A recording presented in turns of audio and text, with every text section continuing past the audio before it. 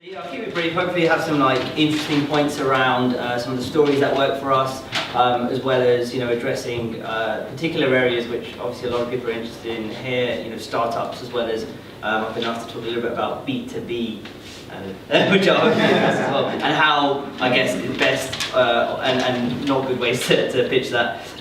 So a lot of what we do at CNBC is very much linked to our brand as a company, which is actionable news, market-moving news, market-influencing news, and that's the kind of companies and people that we like to speak to. It's trying to help people navigate what is essentially a very rocky world, a very fast-moving world when it comes to technology in particular, as well as many of the companies that people knew many years ago that are listed on stock markets that are being shaken up through new innovation, and what that means for their business. And a lot of that comes down to also helping people understand technology through human perspective. So, this idea of tech being, a phone. The reason people are so interested in phone stories, for example, what Apple brings out, what Samsung brings out, is because it's so integral to their lives. And that's very much, if you transfer that to any piece of technology, whether it be a new piece of fintech or, some sort of very B2B kind of payment system,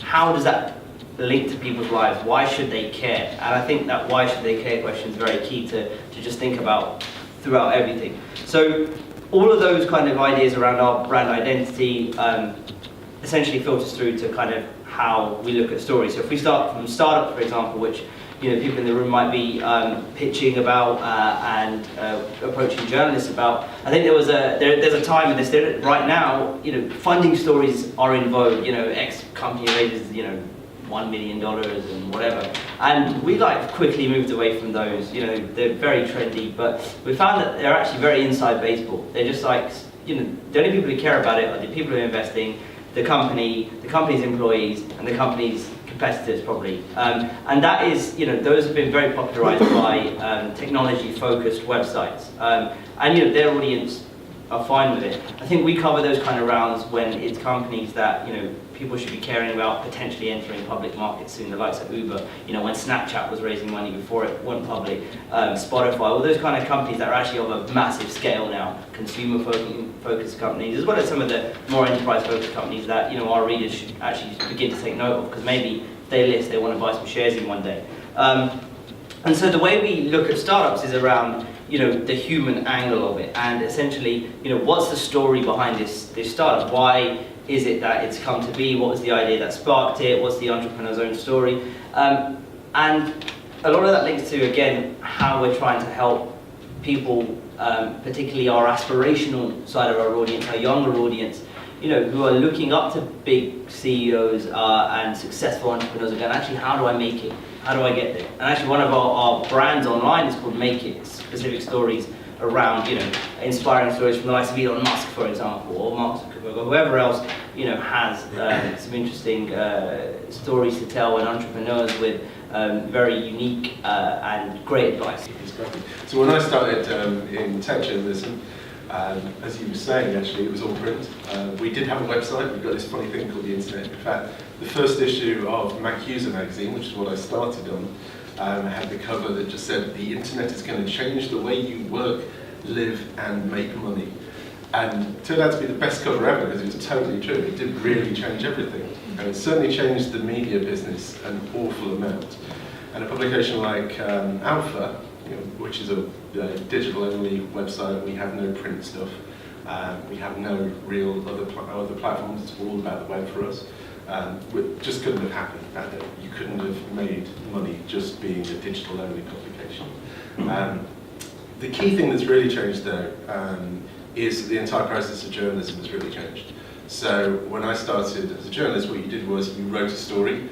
It went into the subs, who turned it into sparkling copy, because by and large your copy wasn't that great. And then it got printed, and you never thought about it again.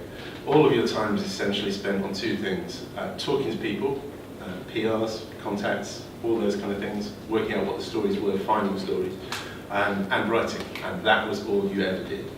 Nowadays, it's a very, very different process. So the process starts with any story of working out who the audience is and where the audience is going to come from.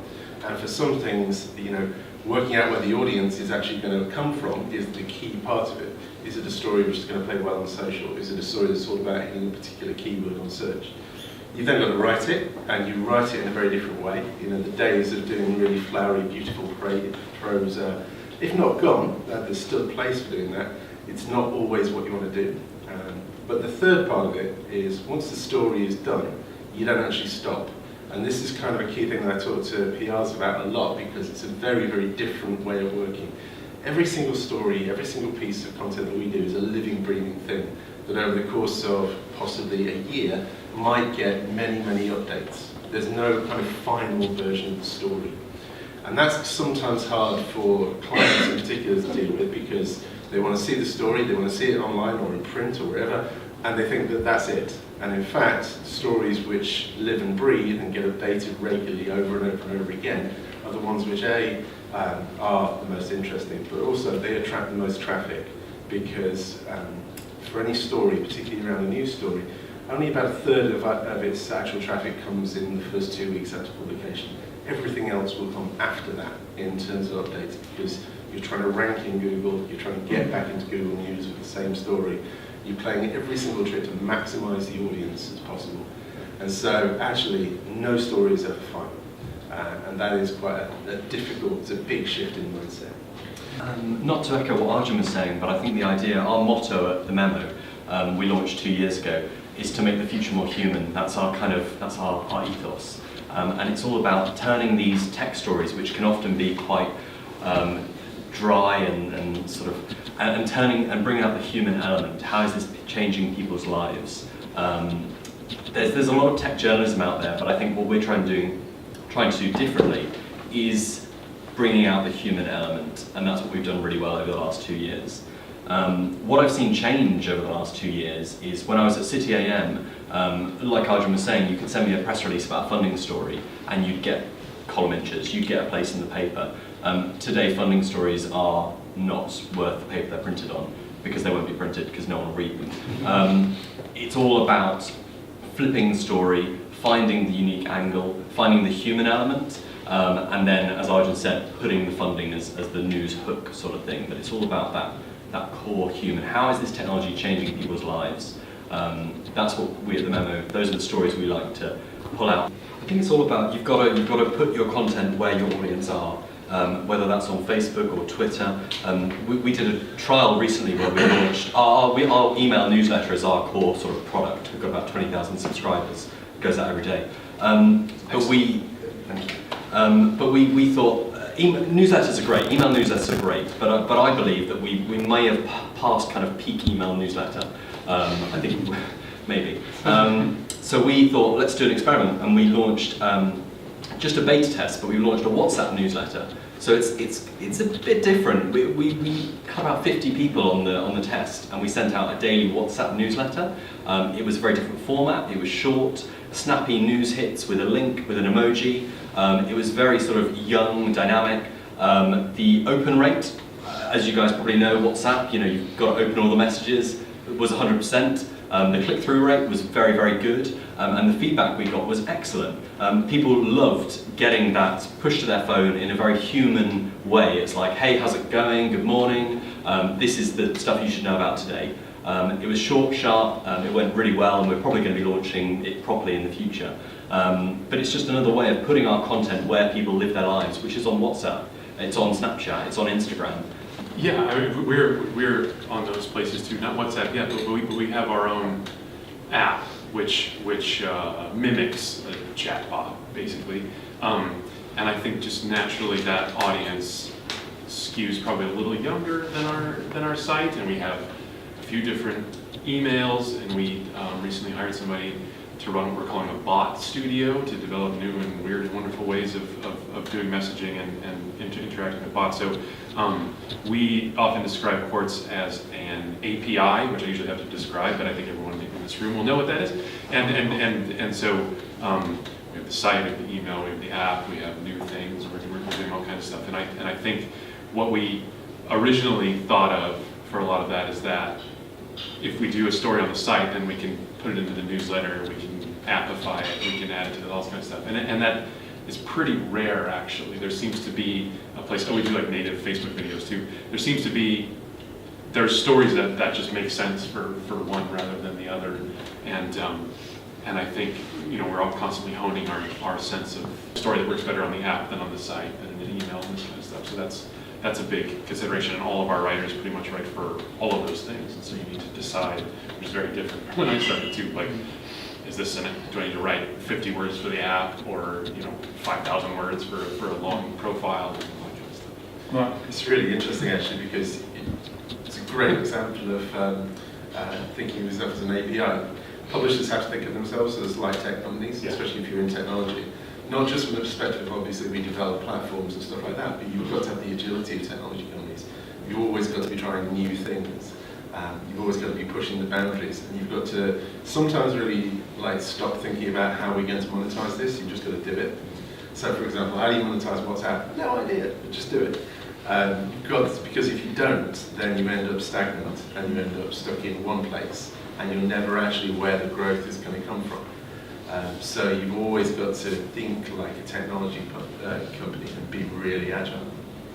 I'm not a huge fan of survey data. Mm-hmm. So if companies do a survey, if a PC company or a cybersecurity company came out with a survey and said, 100 million people out of 100 million people are scared of being attacked, and you should buy our software. You want to know like what? Yeah, well, it's just, you should buy our software. It's pretty obvious stuff. I'm not a fan of surveys. I think when there's platforms that are doing stuff that can offer data, so this Kensho is doing financial data, and they can offer data, and we can access data around that. That's really interesting. If there's, I don't know, if I'm writing about Bitcoin, for example, and there's a Bitcoin wallet, or there is a Bitcoin exchange that can offer me some data about activity, so I can write a story about price movement of Bitcoin, then that's interesting. So it's what proprietary data does a company have that, because of the nature of what they do, that they can offer, and that's the more interesting things around the data picture, I think.